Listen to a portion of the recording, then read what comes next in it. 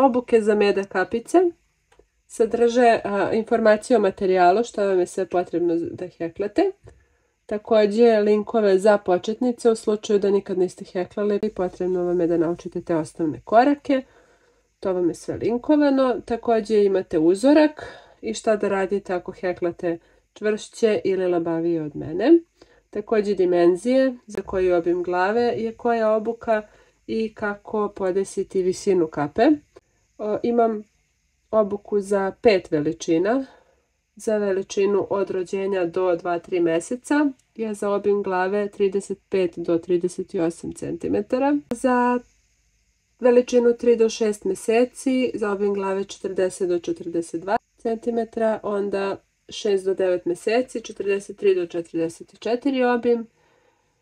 9 do 12 mjeseci 45 do 46 cm u obimu i 12 do 18 mjeseci za obim glave 47 do 48 cm. Ukoliko znate obim glave vaše bebe, još bi bolje bilo da mi date tu informaciju i onda ću odmah znati koja obuka je za vas. Kao što sam rekla, visina kape se podešava. Znači reći ću vam u obuci šta da radite da bi vam bila dublja i šta da radite da bi vam kapa bila plića. I naravno kako da izmerite. To ćete sve znati nakon obuke. Onda ide najvažniji deo obuke, to je za svaku od ovih 5 obuka imate video materijal gdje krećemo od početka, idemo do kraja, sve vam objašnjavam kako se što hekla. Također dobijate kasnije i fotografije po redovima, heklamo uši i ušivamo uši, pokazujem vam kako se to radi.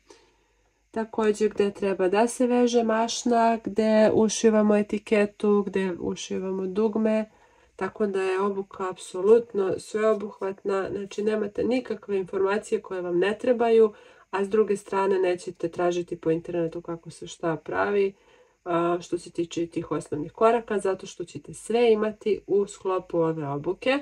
To znanje naravno možete da primenite i na neke druge obuke koje budete eventualno uzimali. Prijavljujete se za obuku preko Instagrama ili preko mog maila. Pošaljite ovaj video nekome ko bi eventualno hteo da nauči da hekla ove meda kapice. Ove kapice možete heklati sa ušima, možete heklati bez ušiju, sa mašnom, eventualno ovako bez ikakvih dodataka osim ušiju. Na vama je izbor. Što se vunice tiče, koristite Himalaya Dolphin Baby ili kao drugu opciju Volans Bunny Baby. To je to. Hvala na pažnji. Ćao.